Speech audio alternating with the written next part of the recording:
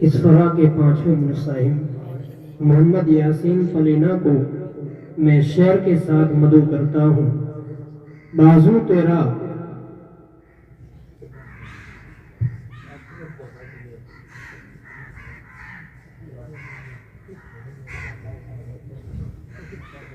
موصول ڈائز پر آ کر تقریر پیش کریں۔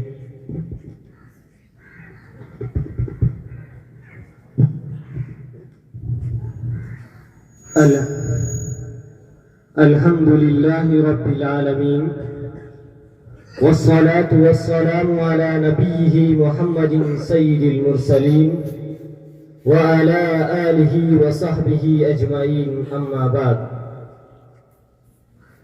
خودی سے اس طلسم رنگ بو کو توڑ سکتے ہیں، خودی سے اس طلسم رنگ بو کو توڑ سکتے ہیں، یہی وہ توحید تھی جس کو نہ تو سمجھا نہ میں سمجھا۔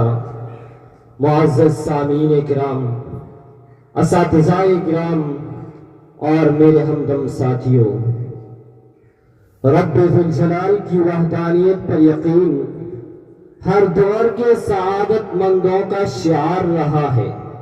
عقیدہ توحید ہر دور میں خوش نصیبوں کا در امتیاز رہا ہے۔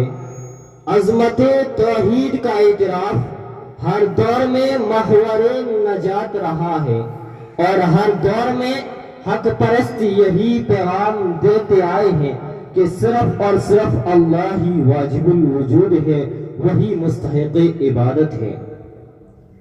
میرے مشفق و مربی اساتذہ کرام، میں جب توحید کی اہمیت و فضیلت کو خالق السماوات والارض کے عظیم کلام میں دیکھتا ہوں تو مجھے معلوم ہوتا ہے کہ جن و انس کی تخلیق کا واحد مقصد بھی عقیدہ توحید ہے۔ وَمَا خَلَقْتُ الْجِنَّ وَالْإِنسَ إِلَّا لِيَعْبُدُونَ۔ آسمانوں سے قرآن مجید کے نزول کے بنیادی مقاصد میں شامل عقیدہ توحید ہے۔